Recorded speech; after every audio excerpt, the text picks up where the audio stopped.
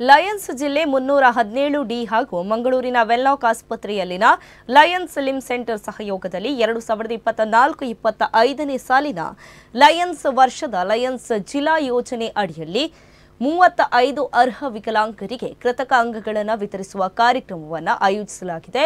ಈ ವಿಶೇಷ ಯೋಜನೆಯು ದಕ್ಷಿಣ ಕನ್ನಡ ಮತ್ತು ಉಡುಪಿ ಜಿಲ್ಲೆಯ ಅರ್ಹ ವಿಕಲಾಂಗರಿಗೆ ಮೀಸಲಾಗಿದ್ದು ಮಂಗಳೂರಿನ ವೆನ್ಲಾಕ್ ಆಸ್ಪತ್ರೆಯಲ್ಲಿ ಶೀಘ್ರವೇ ವಿತರಿಸಲಾಗುವುದು।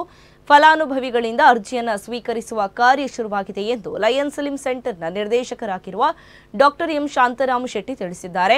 ಮಂಗಳೂರಿನಲ್ಲಿ ಸುದ್ದಿಗೋಷ್ಠಿಯಲ್ಲಿ ಮಾತನಾಡಿದ ಅವರು, ಅಪಘಾತದಲ್ಲಿ ಅಂಗವಿಕಲರಾಗಿರುವವರಿಗೆ ಕೃತಕ ಕಾಲಿನ ಜೋಡಣೆಯ ಪ್ರಕ್ರಿಯೆಯನ್ನು ನಡೆಸಲಾಗುತ್ತದೆ। ಈ ರೀತಿಯ ಕೃತಕ ಕಾಲುಗಳು ಸಂಪೂರ್ಣ ಸ್ಟೀಲ್ ಲೋಹದಿಂದ ಮಾಡಲ್ಪಟ್ಟಿರುತ್ತವೆ।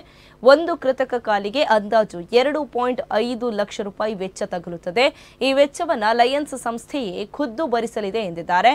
ಇನ್ನು ಈ ಸುದ್ದಿಗೋಷ್ಠಿಯಲ್ಲಿ ಲಯನ್ಸ್ ಜಿಲ್ಲೆ 317 ಡಿಯ ಭಾರತಿ ಬಿಎಂ, ಸುರೇಶ್ ಶೆಟ್ಟಿ, ವಸಂತ ಶೆಟ್ಟಿ ಸೇರಿದಂತೆ ಹಲವರು ಉಪಸ್ಥಿತರಿದ್ದರು।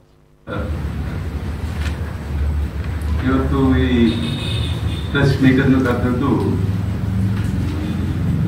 ಕೃತಕ ಅಂಗಗಳಿಂದಾಗಿ ಏನು ಪ್ರಯೋಜನ ಆಗ್ತದೆ ಮತ್ತು ನಾವು ಸಮಾಜದಿಂದ ಏನು ಮಾಡಬಹುದು ಎಂಬ ಸಣ್ಣ ಕುರಿತಾಗಿ ಹೇಳಬಯಸ್ತೇನೆ। ನಮ್ಮ ಲಯನ್ಸ್ ಸಂಸ್ಥೆಯು 1917ರಲ್ಲಿ ಹುಟ್ಟಿ ಇವತ್ತು ನಮ್ಮ ದೇಶದಲ್ಲಿ ಲಯನ್ಸ್ ಸಂಸ್ಥೆಯು ಬಹಳಷ್ಟು ಬೆಳೆದಿದೆ। ಇದರ ಮುಖ್ಯ ಧ್ಯೇಯ ಸರ್ವಿಸ್, ಫೆಲೋಶಿಪ್ ಅದರ ಮೇಲೆ ಬರುವುದು। ಇದರ ಅಂಗವಾಗಿ ನಮ್ಮ ಮಂಗಳೂರು ಲಯನ್ಸ್ ಕ್ಲಬ್ಬಿನವರು